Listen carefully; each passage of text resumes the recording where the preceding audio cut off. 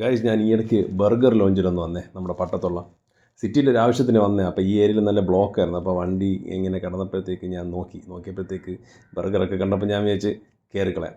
അപ്പോൾ അവിടെ കയറി മെനു എടുത്ത് കറക്കി നോക്കിയപ്പോഴത്തേക്ക് ട്രിപ്ലക്സ് എന്ന് പറഞ്ഞൊരു വാക്ക് ഫ്രണ്ടി വന്നു. ഇപ്പോൾ ട്രിപ്ലക്സ് കണ്ടപ്പോൾ ഞാൻ വിചാരിച്ച് ശരി, ബടാ ബർഗറല്ലേ, നോക്കിക്കളയാം എന്ന് പറഞ്ഞു.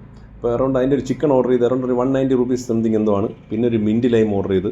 അപ്പോൾ ഇതാണ് സംഭവം, ബടാ ബർഗർ. ബടാ എന്ന് പറഞ്ഞാൽ ബടാ.